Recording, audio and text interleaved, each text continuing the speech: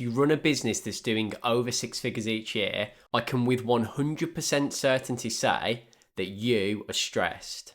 And you're probably in a position where you want to reduce your stress and improve your health, but you've got very limited time to do so. Now, I'll be honest with you, 99% of health and fitness problems can be solved by first addressing the stress to recovery balance in the body. I'm going to talk through the science and explain exactly how you can use one of the best tools that actually exists to reduce stress daily. Once you get this right, implementing the proper health and fitness habits that you need will feel so much easier. But first, just like in business, you need to measure. Because realistically, if you don't measure, you'll have absolutely no idea if what you're practicing is working. So choose a device like Garmin, Whoop, Oura that measures something called heart rate variability, or you'll see it as HRV for short. It's one of the best and most accessible metrics that you can track that indicates how well your body is dealing with stress. Next, you need a daily habit that is scientifically proven to be one of the best ways to help the body better manage stress. There's tons of different things you can do, but I want to talk about the science of mindfulness meditation. If you're hearing this for the first time, I'm sure you were like me when I first heard it. I come from a background in a boxing gym where everything was very, very old school. And I definitely used to think myself, absolutely not, I'm not doing that. I thought it was a load of woo-woo spiritual nonsense. But here's the crazy thing.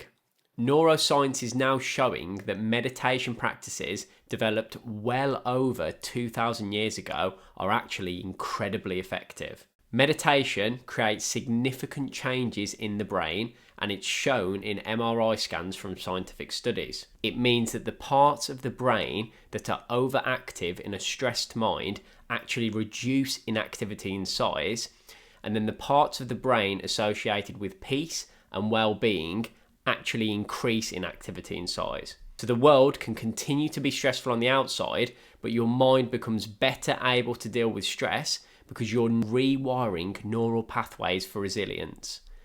You can essentially think of it like going to the gym for your mind. You are literally building that resilience muscle inside your brain. So how do you meditate properly? Now, I'm going to keep this simple because consistency of practice is the most important thing out of everything. So this is all you need to do.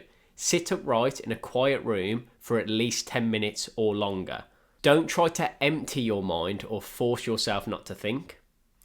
Simply just put your attention on your breath. Anytime thoughts or emotions come flooding in, just notice them and then go back to placing your attention on your breath. You haven't failed if your mind wanders. Noticing your mind wandering is you succeeding.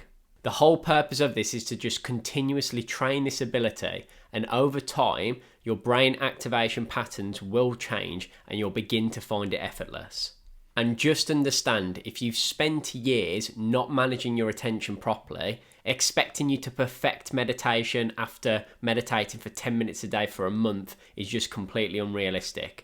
It needs to become a lifelong habit for you, and you should understand why it needs to be a lifelong habit with the scientific upside benefits of including meditation. And here's the real secret that most people miss when it actually comes to meditating.